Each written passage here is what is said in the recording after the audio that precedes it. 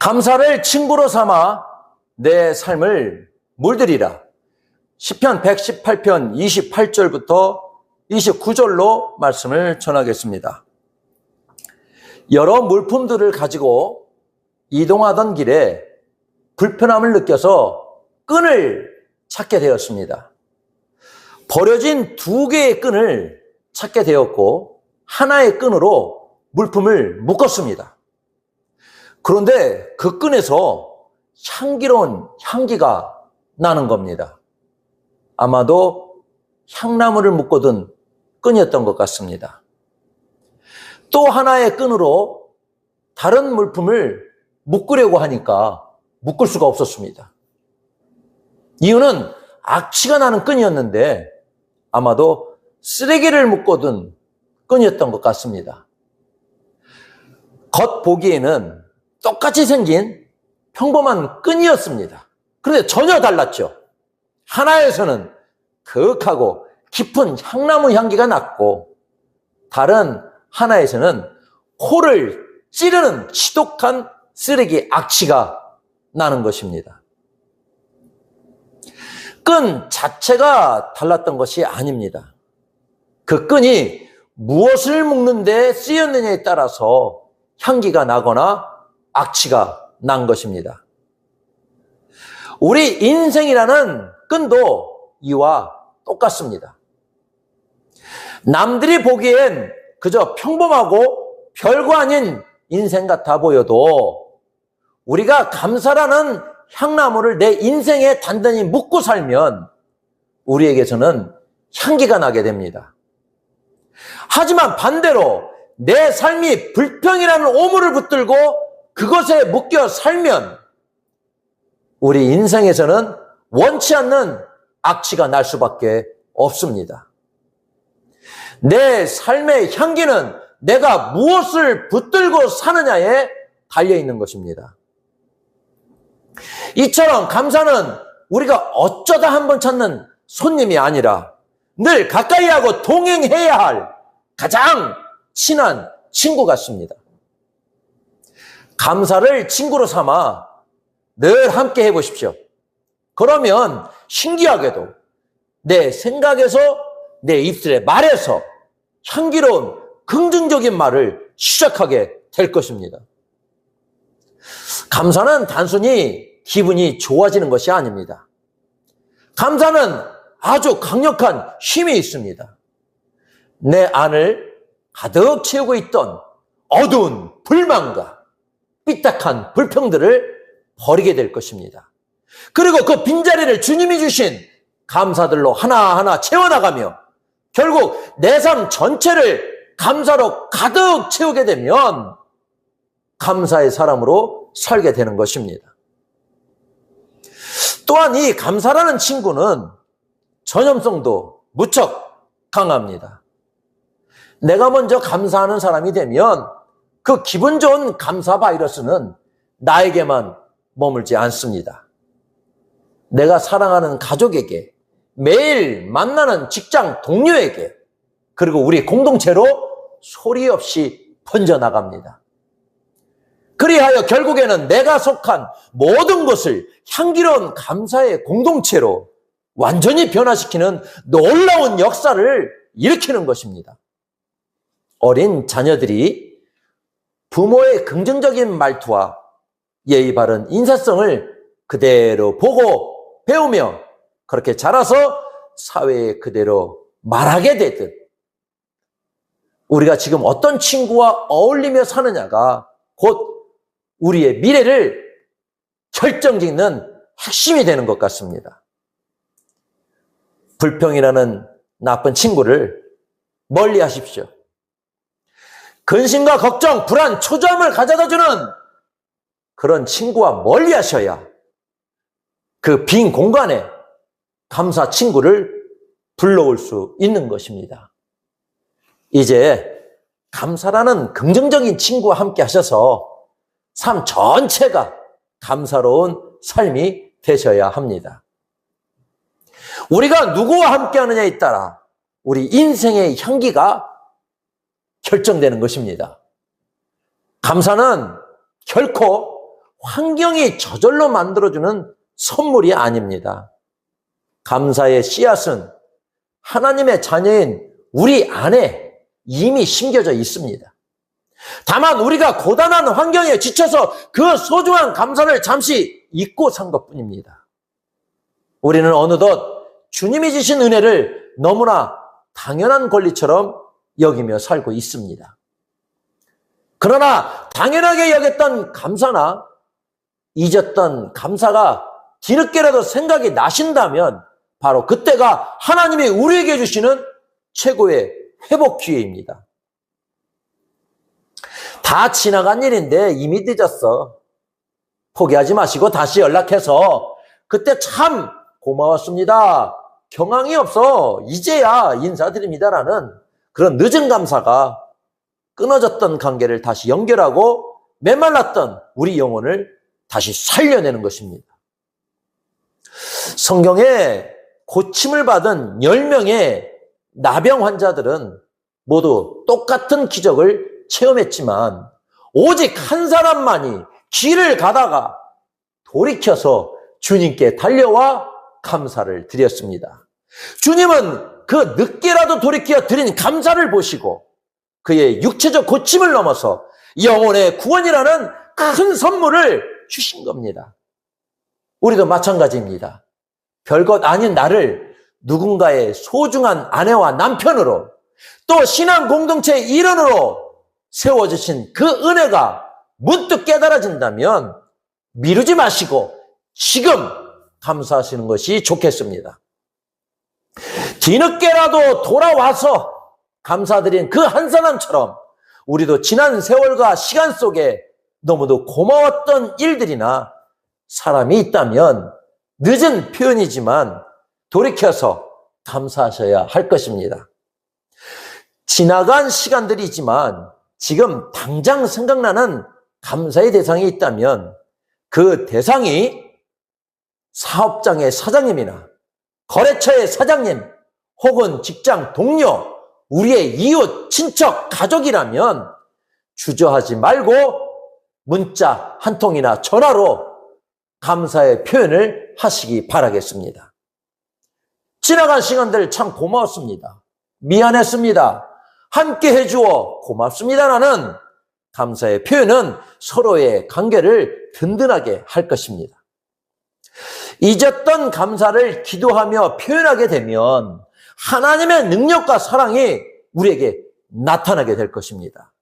주님께도 온 마음을 다해 그동안 잊고 지냈던 감사를 기도로 올려드리는 것입니다. 좋은 마음이나 감사의 마음은 바로바로 하는 것이 좋겠습니다.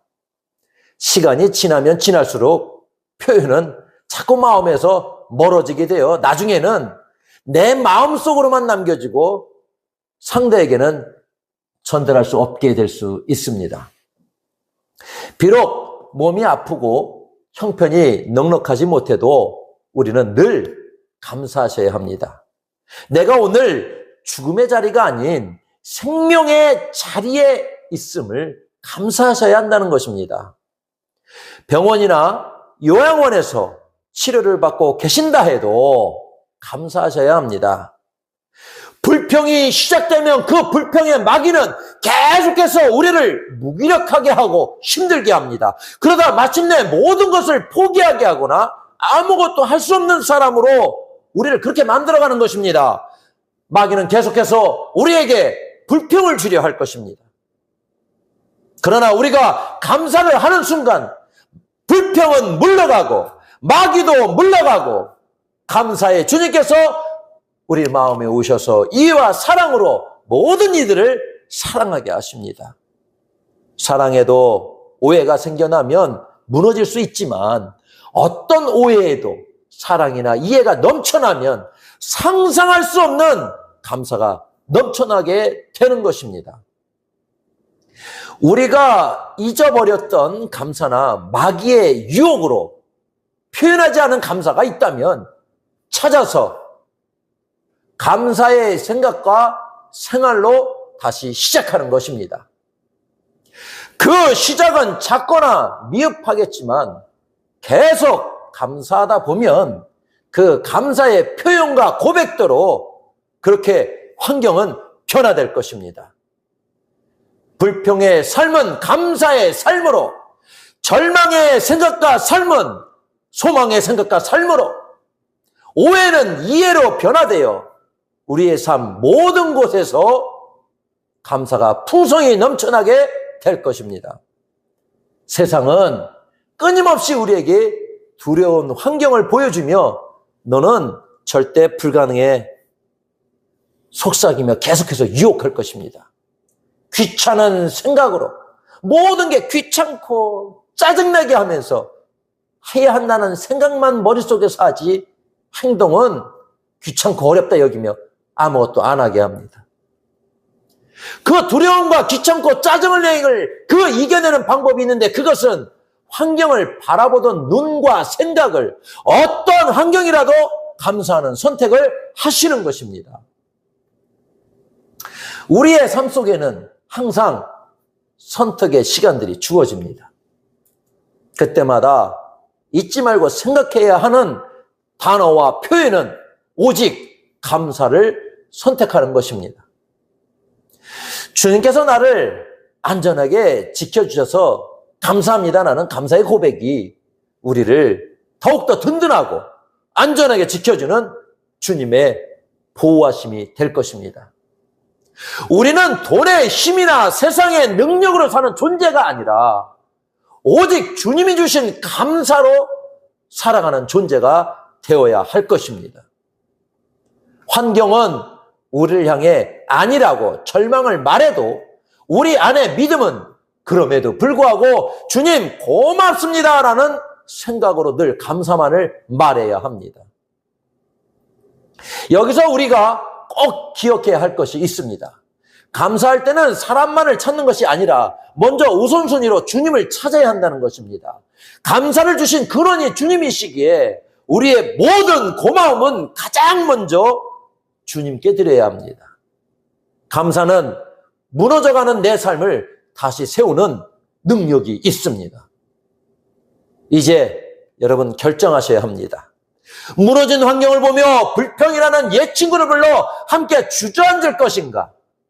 아니면 하나님의 약속을 믿고 감사라는 친구를 불러서 다시 일어날 것인가를 선택하셔야 합니다. 감사를 친구로 삼는다는 것은 어떠한 상황에서도 불편 전신에 감사의 말을 먼저 선택하여 내 삶의 모든 습관을 이해로 물들이는 것을 의미합니다. 이처럼 잃어버렸던 감사의 마음이 회복될 때 비로소 끊겼던 모든 관계가 연결되고 우리의 영과 육이 함께 건강해지는 역사가 일어날 것입니다.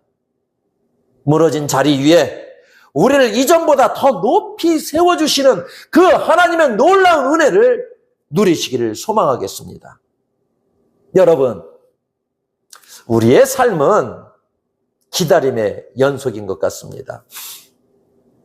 사랑하는 사람을 기다리고 친구를 기다리고 따뜻한 봄을 기다립니다. 하지만 세상의 기다림은 늘 불안을 동반합니다. 약속이 어긋날까 봐 초조하고 기대가 무너질까 봐 실망의 가능성을 늘 안고 살아갑니다. 그러나 우리 믿음의 성도의 기다림은 세상과 본질적으로 다릅니다. 이미 약속된 확신 속에서 드리는 소망의 감사로 기다리기 때문입니다. 우리가 어떠한 절망적인 상황에서도 인내하며 미리 감사할 수 있는 근거는 단 하나입니다. 바로 우리를 향한 하나님의 선하심과 인자하심이 영원하기 때문입니다. 여기서 말하는 하나님의 인자하심은 결코 변치 않는 사랑을 뜻합니다. 우리가 무언가를 잘해서 받는 보상이 아니라 하나님께서 우리에게 무상으로 주신 영원한 선물입니다. 하나님의 인자하심을 깨달은 영혼은 감사를 억지로 따내는 것이 아니라 마음 깊은 곳에서 터져나오는 감사를 고백하게 됩니다. 좋은 친구와의 약속이 기다리는 사람에게 이미 큰 기쁨을 주듯 하나님의 약속은 세상 그 어떤 인간의 약속보다 확실합니다. 그렇게 우리는 절망 속에서도 소망의 뿌리를 깊게 내리며 아직 오지 않은 미래를 향해 미리 감사할 수 있어야 하겠습니다. 하지만 우리 현실은 어떠합니까? 일하고 놀고 처리해야 할 세상의 일들이 너무나 많습니다. 그 바쁜 일상에 치여서 감사할 시간도, 감사를 충전할 마음의 여유도 없다고 느낍니다. 일주일 내내 세상에서 치열하게 전쟁을 치르듯 살다가 주일 예배 1시간 앉아 있는다고 정말 내 영혼이 충전될까? 무너진 마음이 힐링되고 회복되는 것이 가능할까? 라는 의구심을 갖게 되실 겁니다. 세상에는 우리를 유혹하고 즐겁게 할 것들이 너무나 많기 때문입니다. 그러나 여러분, 분명히 기억하셔야 합니다. 예배 시간을 기다리는 것은 세상의 즐거움을 기다리는 것과는 차원이 다른 진정한 기쁨을 기다리는 것입니다. 예배는 단순히 의무적으로 1시간을 때우는 그런 자리가 아닙니다. 매 말은 우리 영혼의 하나님의 인자하심을 가득 채우는 영적인 완전 충정소입니다. 세상에 줄 수 없는 근원적인 만족과 평안이 바로 이 예배의 자리에서 생산됩니다. 미래에 대한 불확실한 환경은 우리에게 결코 감사를 가져다 주지 못합니다. 하지만 우리가 예배를 통해 감사는 일시적인 기분을 넘어 세상을 이기는 영원한 능력이 됩니다. 예배를 기다리는 그 사모하는 마음 자체가 이미 우리의 삶에 감사의 조건을 만들고 기쁨을 만들어내는 것입니다. 세상 사람들이 우리를 이해하지 못한다 해도, 심지어 우리의 눈으로 도저히 감사할 조건이 보이지 않는 환경이라 해도 우리는 소망을 가지고 기다려야 합니다. 지금 당장 고난의 자리에 있다 할지라도 그것을 소망을 위한 하나님의 훈련 과정으로 여기며 입술의 불평을 멈춰야 할 것입니다. 주님이 주시는 확신 안에서 소망을 먼저 고백할 때 감사는 그 믿음의 고백 위에 단단히 서게 되는 것입니다. 감사는 무너져간 내 삶에 나를 이전보다 더 굳건하고 높게 세우는 강력한 힘입니다. 눈앞의 당장 큰 문제보다 하나님의 영광을 먼저 바라보며 감사를 선택하셔야 합니다. 감사라는 친구와 함께 하게 되면 여러분의 삶은 기쁨으로 가득 채워지고 여러분의 인생은 그리스도의 진한 향기로 아름답게 물들게 될 것입니다. 지금 여러분의 삶은 무너져 있습니까? 혹은 간절한 소망 중에 눈물로 기다리고 계십니까? 그렇다면 지금 감사라는 친구를 부르십시오. 그 친구가 여러분의 입술을 물들이고 여러분의 생각을 물들이며 마침내 여러분을 에워싼 무너진 환경까지 새롭게 물들일 것입니다. 감사 속에 우리가 있고 감사로 우리는 살아갑니다. 이 영광스러운 소망의 감사가 여러분의 삶에 충만하시기를 주님의 이름으로 간절히 축원합니다. 기도하겠습니다.